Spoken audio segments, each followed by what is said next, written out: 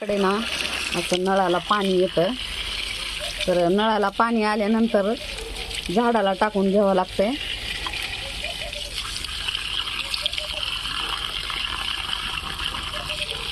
तर असं टरबूजाच्या झाडाला टाकूता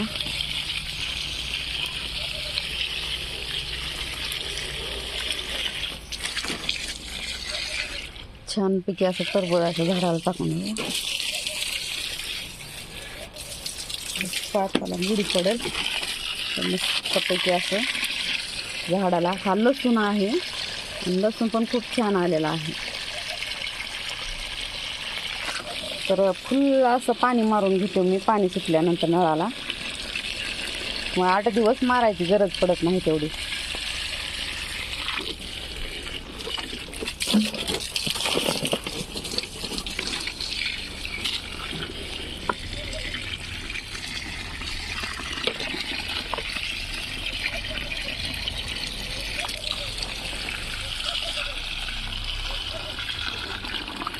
आठ दिवसाला एकदा सुटतंय आमच्याकडं पाणी. तर 8 दिवसाला सुटल्यामुळं ना पूर्ण भरून घ्यावं लागते पेण्यासहित.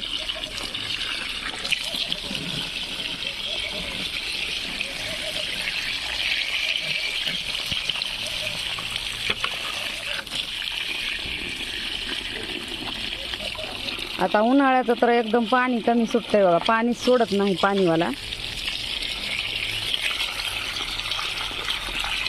तर मस्तपैकी एकदाच पाणी मारून घ्यायचं. ग्रो बॅगमध्ये असं पाणी राहत नाही जास्त, लगेच निचरा होऊन जातो खाली.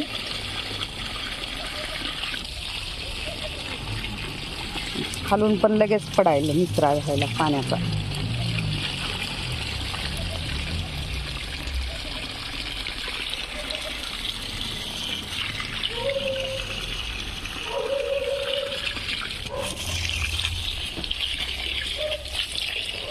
एक वर्षी तर ना आम्हाला उन्हाळ्यामध्ये रेल्वेनं पाणी आलं होतं. विलासराव देशमुख यांच्या का विहिरीत पाणी सोडलं होतं आणि तिथून सगळ्यांना सप्लाय झालं होतं पाणी. तेव्हा आम्ही घरासमोर बॅलर ठेवायचे, 200 लिटर, फक्त 200 लिटर भेटत होतं घरासमोर. निळा बॅलर ठेवायचा 200 लिटरचा आणि तेवढंच आम्हाला पाणी येत होतं. तर एवढी कंडिशन त्यावेळेस खूप अशी ही झाली.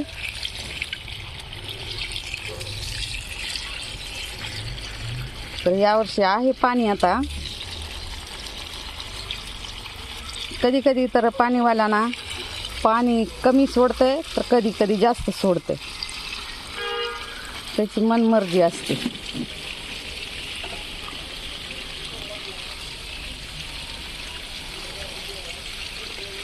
झाडाला जर पाणी नाही दिलं ना तर चट झाडं वाळून जाते, तर काहीच राहत नाही, एकदम सुकून जाते. तर त्यासाठी लय लक्ष द्यावं लागतं झाडाला. हे वांग्याचं झाड आलं हे का,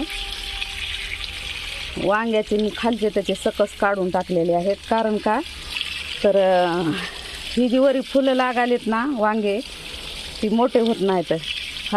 खालच्यालाच अन्न पुरवलं जातं आहे, मग वरच्याला अन्न येत नाही वरच्या वांग्याला वगैरे. त्याच्यामुळं मी खालचे सकस पूर्ण काढून टाकलेले आहेत. आता इथं ह्याला देऊता चमकुऱ्याच्या पानाला, मस्तपैकी चमकुऱ्याच्या पानाला पण पाणी टप भरून द्यायचं. मी ह्या टपला ना खालून वेज वगैरे काही पाडलेले नाहीत. कारण का तर उन्हाळ्यामध्ये असं त्याच्यात पाणीच राहत नाही, म्हणून पाणी साठून राहावं म्हणून मी अख्ख्या टपमध्येच लावलेला आहे. आता भरला टप्पे पण.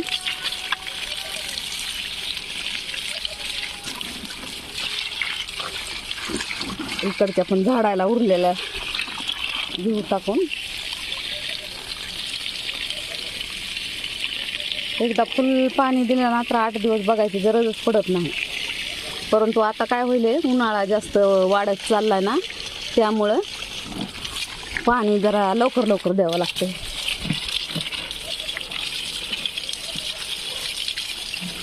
उन्हामुळे वाळून जाते झाडं, मग पाण्याची गरज असते ह्यांना सारखी. आता मी फक्त पावसाळा आणि हिवाळा हे 2च टायमामध्ये घेते भाजीपाला हे. कारण का तर नंतर एवढं ऊन पडतं ना, ऊन पडल्यानंतर पाणी भरपूर लागतं असं.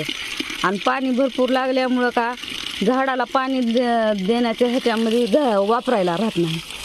त्यामुळं मी उन्हाळ्यात स्किप करते झाडं लावायचे, भाजीपाला काढायचा. मस्तपैकी असे झाडं आलेले आहेत आपले. तुझं झाड मला खूप आवडतं. ही बालपणीची आठवण आहे माझ्या. ज्यावेळेस आम्ही इथं दोघांचे भांडण लागले पालीचे, पालीचे बघा भांडण पडल्या खाली दोन्ही पण. तर लहानपणी ना आम्ही दुकानला जात होतो. दुकानला गेल्यानंतर दुकानाच्या समोर ना मस्तपैकी असं तुतूचं झाड होतं मोठं, आणि त्याचे तुतू एवढे भारी लागत होते ना. तर ती आठवण आज आणखी पण मला ती आठवतं. त्यामुळं मी काय करते, हे प्रत्येक वेळेस तुतूचे झाडं लावते. शेतात पण लावण्याचा प्रयत्न केला, पण शेतात पाणी द्यायला कोणी नसतं ना.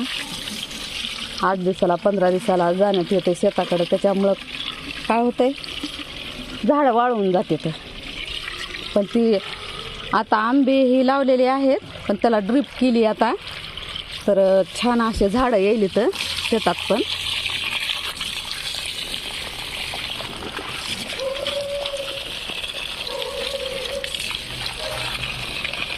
तुम्हाला दाखविलेलं 3 पत्ता गोबीचं झाड. 3 पत्ता गोबी आले. एक तर वाळून चालू सुकली असं बहुतेक. आता ह्या झाडाला पाणी दिल्यानंतर एवढे टवटवीत झाडं होते बघा. खूप टवटवीत झाडं होते तर. आणि पाणी देऊ नका तुम्ही, लगेच सुकून जाते. तर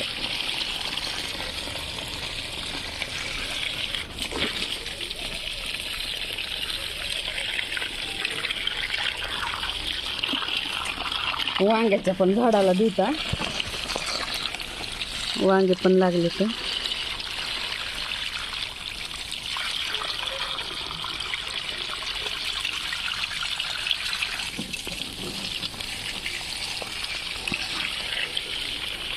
तर मस्तपैकी व्हिडिओ कसा वाटला तुम्हाला, आवडला का? आवडला असेल तर लाईक करा, शेअर करा, सबस्क्राईब करा. Bye bye, take care.